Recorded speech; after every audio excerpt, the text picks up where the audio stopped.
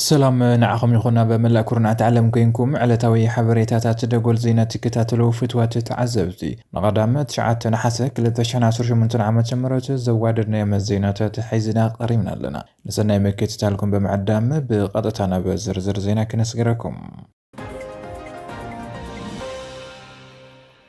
በቲ ፈላማይ ዜናና እንትንጀምር ኣብ ከባቢታት ራያ ቀቦ ብከቢድ ኣጽዋር ዝተሓገዘ ሰፊሕ ውግእ ምልዓሉ ተገሊጹ። ኣብ ዞባ ሰሜን ወሎ ወረዳ ራያ ቆቦ ፍሉይ ቦታታት ዋልካ መንደርን ከባቢ ጮበ በርን ሰፊሕ ወተሃደራዊ ውግእ ተላዒሉ ኣሎ። ሓይልታት ጽምዶ ማለት እውን ዕጡቓት ፋኖን ሕወሓትን ኣብ ልዕሊ ሰራዊት ምክልኻል ኢትዮጵያ ሰፊሕ መጥቃዕቲ መኽፋቶም ካብቲ ቦታ ዝወፁ ሓበሬታታት የረድኡ። ገለ ወገናት ድማ እቲ ኩናት ሰራዊት ምክልኻል ኢትዮጵያ ከም ዝኸፈቶ ብምሕባር ብሓይልታት ጽምዶ ይወቃዕ ከም ዘለዎ ገሊጾም ኣለዉ። እቲ ብከቢድ ኣጽዋር ዝተሓገዘ ተኹሲ ኣብቲ ከባቢ ዓብዪ ስጋት ዝፈጥር እንትኾን ክልቲኦም ወገናት ኣብቲ ግንባር ተወሳኺ ሓይሊ እናኣከቡ ይርከቡ። ብመሰረት ካብቲ ቦታ ትውግእ ዝወፁ ዘለዉ እዋናዊ ሓበሬታታት ሎሚ ንግሆ ኣብ ዞባ ሰሜን ወሎ ወረዳ ራያ ቆቦ ፍሉይ ቦታታት ዋልካ መንደርን ከባቢ ጮበ በርን ሰፊሕ ወተሃደራዊ ውግእ ተላዒሉ ኣሎ። እቲ መጥቃዕቲ ብሕብረት ጽምዶ ዝተመደቡ ዕጡቓት ሓይልታት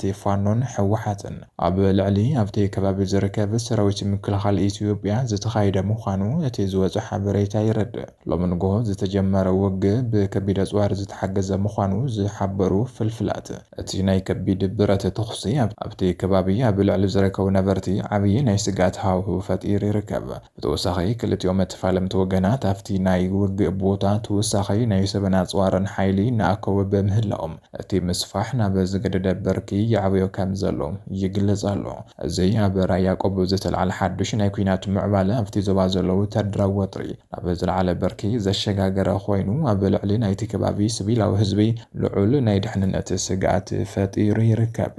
እዚ ብምዝማድ ትማሊ ሰራዊት ትግራይ ናብ ከባቢታት ሰሜን ወሎ ከም ዝኣተወ ምሕባርና ዝዝከር እዩ።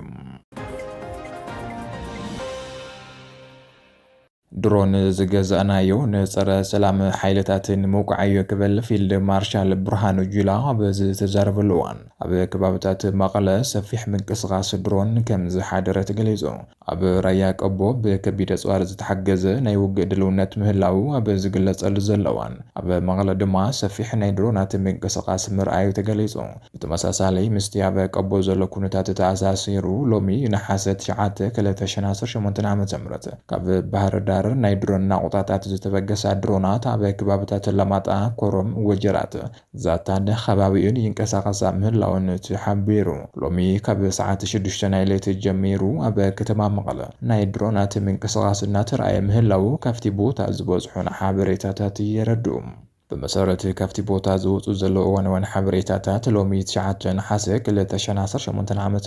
ንግሆ ኣብ ዞባ ሰሜን ወሎ ወረዳ ራያ ቆቦ ፍሉይ ቦታታት ዋልካ መንደርን ከባቢ ጮበ በርን ዓብዪ ናይ ውግእ ምልዕዓል ተራእዩ ኣሎ። እዚ ኣብ ግንባር ዝካየድ ዘሎ ናይ ኩናት ምዕባለታት ብዝተኣሳሰረ ድማ ሎሚ ካብ ሰዓት 6 ናይ ሌሊት ጀሚሩ ኣብ ከተማ መቐለን ኣየር ክልላን ናይ ድሮናት ልዑል ምንቅስቓስ እናተረኣየ ምሕዳሩ ነበርቲ እታ ከተማ ይሕብር ኣሎ። ካብ ረፋድ ጀሚሩ ድማ ካብ ባህር ዳር ዝተበገሳ ድሮናት ኣብ ከባቢታት ለማጣ ኮረም ወጀራትን ዛታን ሰፊሕ ምንቅስቓስ ይገብራ ምህላውን እናተገለጸ ይርከብ። እዚ ናይ ኣየር ምንቅስቓስ ምስቲ ኣብ ወረዳ ራያ ቆቦ ዝተልዓለ ሓድሽ ውግእ ዘለዎ ምትእስሳር ወይ እውን ንወተሃደራዊ ትዕዝብቲ ዝዓለመ ምዃኑ ዝጠቐሱ ወተሃደራዊ ተንተንቲ ኣብ ልዕሊ እቲ ዞባ ዘሎ ወተሃደራዊ ወጥሪ ናብ ዝለዓለ በርኪ የሸጋግሮ ከም ዘሎም ዘርእዩ ኢታማዦር ሹም ሰራዊት ምክልኻል ፊልድ ማርሻል ብርሃኑ ጁላ ቀዲሞ ኣብ ዝሃቦ መግለጺ ድሮን ዝገዛእናየን ንጸረ ሰላም ሓይልታት ንምውቃዕዩ ብድሮን ይኹን ብመድፍዕ ናይ መውቃዕ ውሳነ ናይ ባዕልና እየ ብምባል ዘሕለፎ ተሪር ናይ መጠንቀቕታ መልእኽቲ እዚ ሓዚ ኣብ መቐለን ኣብ ዝተፈላለዩ ከባቢታት ትግራይን ዝረአ ዘሎ ናይ ድሮን ምንቅስቓስን ኣብ ራያ ዝካየድ ዘሎ ናይ ከቢድ ኣጽዋር ተኹስን ብቐጥታ ዝተኣሳሰር ምዃኑ እናተገለጸ ይርከብ።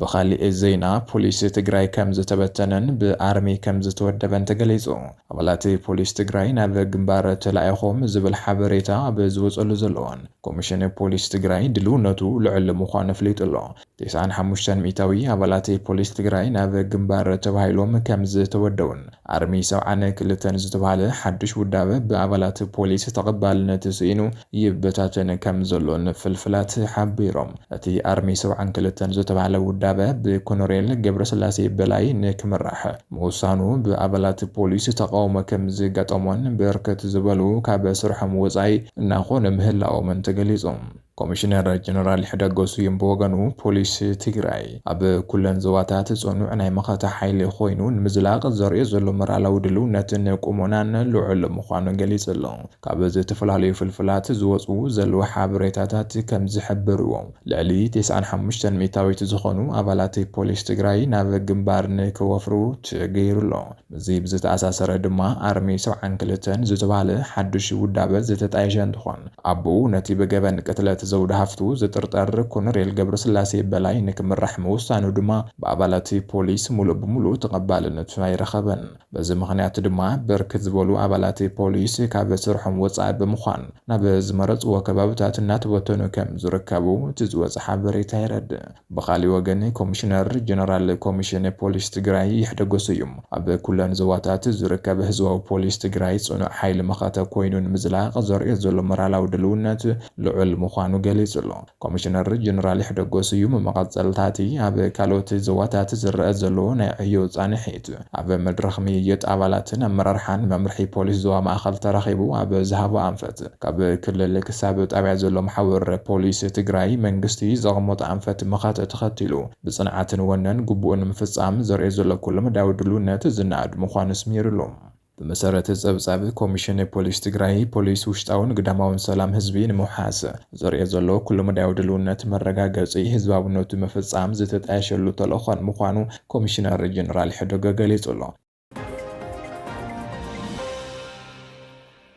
بخالي زينا حوحتن شعبيان بلعلي هاجراو طقمي إثيوبيا كحارتي حيلتات يوم مكبل فيلد مارشال برهانو جولا قليزم يتماجر شو مسراويت مكل خال فيلد مارشال برهانو جولا حوحتن شعبيان بلعلي هاجراو طقمي إثيوبيا زفصموناي كحدت تكبار اب الدباباي دقيم موالو بموالو تدميزم حوحتن اي قدم صلاتو زنبرو شنين عطوقات حيلتاتن حاقفو شعبيا دما حازيلو بلعلي هاجر كحدتي فصمالو بموالو جنرال كسيزوم ኢታማጆር ሹም ሰራዊት ኢትዮጵያ ፊልድ ማርሻል ብርሃኑ ጁላ ኣብ ናይ ፍሉይ ዘመቻታት እዚ ናይ 2018 ዓመት በጀት መዛዘሚ ኣኼባ ተረኺቡ ተሪር ወታደራውን ፖለቲካውን መልእኽትታት ሓሊፉሎ ፊልድ ማርሻል ብርሃኑ ጁላ በመግለጺኡ እቲ ናይ ውግእ ማርሽ ቀያር ዝኾነ ናይ ፍሉይ ሓይሊ ዘመቻታት እዚ ሓደጋታት ሃገር ብቁልጡፍ ምላሽ ዝሃበን ናይ ጸላእቲ ስጋት ቀዲሙ ዘፍሽልን ናይ ሰራዊት መከላኸሊ ዋና ስትራቴጂካዊ መጥቃዕቲ ሓይሊ ምዃኑ ገሊጹ ሳኺ ሕወሓትን ሻዕብያን በመዋሃድ ኣብ ትሕቲ ናይ ባዕዳን ስትራቴጂ ተሰሊፎም ኢትዮጵያን ምድኻም ዝጠንሰስዎ ደባ ብጽንዓተ ሰራዊት ምክልኻል ኢትዮጵያ ኣብ ኣየር ቀሪዩ ኢሉ ሕወሓትን ሻዕብያን ናይ ኢትዮጵያ ሃገራዊ ጥቕሚ ሓሊፎም ብምሃብ ሃገር በር ባሕሪ ክትስእን ዝገበሩ ናይ ክሕደት ሓይልታት እዮም ዝበለ ኢታማጆር ሹም ባንዳ ንኸብዶን ትመውት ንሕና ግን ንልዕላውነት ሃገር ክንመውት ኢና ብምባል ተሪር መግለፂ ሓሊፉሎ ፊልድ ማርሻል ብርሃኑ ጁላ ወሲኹ ከምዝ ሓበሩ ዘይሕጋዊ ሕወሓት ናይ ቀደመ ጸላእቲ ዝነበሩ ሸኔን ጽንፈኛታትን ሓቂፉ ንሻዕብያ ድማ ሓዚሉ ናይ ትማሊ ክሕደቱ ኣብ ኣደባባይ ይደግማሉ ብምባል ተደሚጹ ሻዕብያ እውን ካብ መጀመርቱ ኢትዮጵያ ካብ በር ባሕሪ ንኽትርሕቕ ካብ ታሪኻውያን ጸላእቲ ምስ ዝተሰለፉ ሓይልታት ደባ ዝሰርሐ ሓይሊ ምዃኑ ኣስሚሩሉ ኣብ መወዳእታ ኢትዮጵያ ብተደጋጋሚ ብሕወሓት ክሕደት እንተተፈተነት እውን ብጀጋኑ ሓርበኛታት ደቃ ጸኒዓ ከም ዝቆመት እቲ ናይ ፍሉይ ዘመቻታት እዚ ድማ ንውሽጣዊ ሰላም መጽናዕ ኾነን ዝኾነ ይኹን መጥቃዕቲ ብቁልጡፍ ምላሽ ንምሃብ ኣብ ልዑል ድልውነት ከም ዝርከብ ኣፍሊጡሎም ሓይልታት ኦብነግ ናብ ጽምዶ ብወግዒ ምጽምባሮም ኣፍሊጦም።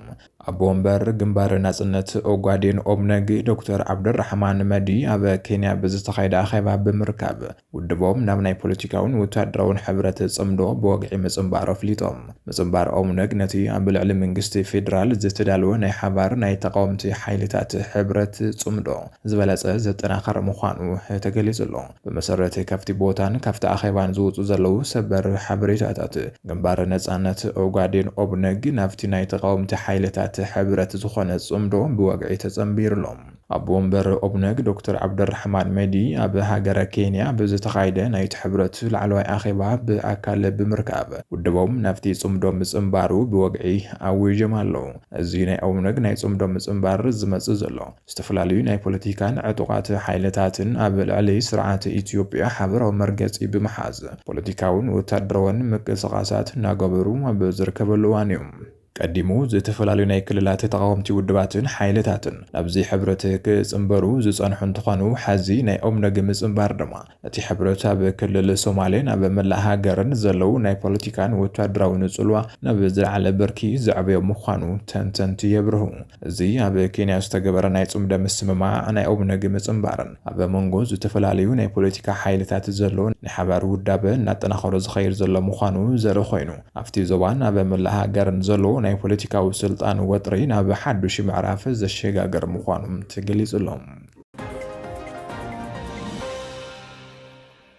ኣብ ሱዳን ብሓይለ ጽዋር ዝመጽእ ዓወት ከም ዘየለ ኣይተ ጌታቸው ረዳ ገሊጹ። ተዋጋእቲ ሓይልታት ሱዳን ብሓይለ ጽዋር ሙሉእ ብሙሉእ ንምስዓር ዝገብርዎ ጻዕሪ ከንቱ ምዃኑ ኣብ መሬት ዘሎ ሓቂ እናረጋገጸ ይርከብ ክብል ገሊጹ ኣሎ። ሓይልታት ቁልጥፍ ደገፍ RSF ኣብ ክልል ብሉ ናይል ዝርከባ ከተማታት ኩርሙክን ቃይሰንን ዳግም ምቁጽጻሮም ሚዛን ኩናት እናተቐየረ ምህላው ዘርኢ ከም ዝኾነ ኣይተ ጌታቸው ረዳ ኣረጋጊጹ። ተወሳኺ ናይ ሓይሊ ምፍታን መፍትሒ ከም ዘየምጽእ ብምሕባር ክልቲኦም ወገናት ካብ ምትኾታኽ ናብ ናይ ሰላም ዘተ ክመጹን ማሕበረሰብ ዓለም ድማ ደገፉ ክህብን ኣማኻሪ ቀዳማይ ሚኒስትር ኣይተ ጌታቸው ረዳ ጻውዒት ተቕሪቡሎም። ኣብ ሱዳን ስልጣን ንምሓዝ ዝቃልሱ ዘለዉ ተዋጋእቲ ሓይልታት ሓደ ነቲ ሓደ ብወታደራዊ ሓይሊ ሙሉእ ብሙሉእ ስዒሩ ንምውፃእ ዝገብሮ ጻዕሪ ከንቱ ምዃኑ ኣብ መሬት ዘሎ ነበራዊ ሓቂ እናረጋገጸ ይርከብ ክብል ገሊጹ ኣሎ። ነዚ ኣብ ሱዳን ዝርአ ዘሎ መወዳእታ ዘይብሉ ናይ ኩናት ኣዙሪት ብዝምልከት ካብ ጉዳያት ምብራቕ ኣፍሪካ ኣማኻሪ ቀዳማይ ሚኒስትር ዝኾነ ኣይተ ጌታቸው ረዳ ተሪር ትንተናዊ መልእኽቲ ሕሊፉ ኣሎ። ኣይተ ጌታቸው ኣብ ገጽ ኤክስ ኣብ ዝዘርግሖ ጽሑፍ ኣብ ዝሓለፈ ውሕዳት ሰሙናት ሰራዊት ጀነራል ዓብደልፈታሕ አልቡርሃን ኣብ ልዕሊ ሓይልታት ቁልጥፍ ደገፍ RSF ወታደራዊ ጸብለልነት ረኺቡ ዝብል ወሬታት ይስማዕ እንተነበረ እውን ሓዚ ግን RSF ሚዛን እቲ ኩናት ናብ ኣንፈት ፖርት ሱዳን እናቐልወሰ ይርከብ ክብል ገሊጹ። ብፍላይ ኣብ ክልል ብሉ ናይል ዝርከባ ከተማታት ኩርሙክን ቃይሰንን ዳግም ምቁጽጻሩ ናይዚ ወታደራዊ ንሕንሕ ዓብዪ ተርእዮ ምዃኑ ሓቢሩ። ጽባሕ ወይ ድሕሪ ጽባሕ ኣብቲ ናይ ውግእ ሜዳ እንታይ ክፍጸም ከም ዝኽእል ብርግጸኝነት ምፍላጥ እንተዘይተኻለ እውን ከተማታት ናይ ኩናት መደበራት ከምኡ እውን ናይ ኩናት ምልውዋጣት ካብ ሶምን ናብ ሶምን ኣብ መንጎ እቶም ተዋጋእቲ ሓይልታት ኢድ ምልውዋጥ ዘይሰርፍ ምዃኑ ኣይተ ጌታቸው ኣረዲዩ። ይኹን እምበር ኣብዚ ኩሉ ምድንጋራት ውሽጢ ዘይልወጥ እንቁ ሓቂ እቲ ምስኪን ህዝቢ ሱዳን ዝረኽቦ ዘሎ ሰቆቓን መከራን ካብ ዕለት ናብ ዕለት እናገደደ ምምጽእ ምዃኑ ገሊጹ። ተወሳኺ ናይ ሓይሊ ምፍታንን ፖለቲካዊ ቅልውላው እቲ ሃገር መፍትሒ ከም ዘየምጽእ ዘስመረ እቲ ኣማኻሪ ክልቲኦም ወገናት ካብ ምትኾታኹ ንላዕሊ ናይ ሰላም ዘተ እንኮ ናይ መወዳእታ ኣማራጺ ምዃኑ ኣሚኖም ክቕበልዎ ከም ዘለዎም መኺሩ። ናይ ሰላም ዘተ ኣማራጺ ቀዲሙ ናብ ፖርት ሱዳን ኣብ ዝኣተወሉ እዋን ንጀነራል አልቡርሃን ብኣካል ከም ዘብጽሕዎ እውን ኣነጺሩ። ኣብ ጉዳይ ሱዳን ጣልቃን ዝኣትዉ ናይ ደገ ሓይልታትን ማሕበረሰብ ዓለምን መልእኽቲ ዘሕለፈ ኣይተ ጌታቸው ረዳ ናይ ደገ መንግስትታት ይኹን ካልኦት ኣካላት ተዋጋእቲ ዝገብርዎ ዝኾነ ይኹን ዓይነት ደገፍ ናይቲ ሓይሊ ሚዛን ብሓደ ግዜ ከም ዝቕይሮ ኣገንዚቦም። ዝኸበርኩም ተኸታተልቲ መደባትና ነዚ ሰዓት ዘዋድናዮም ዜናታት ኣብዚ ዛዚምና ኣለና። ንምክትታልኩም ነመስግን። ሰላም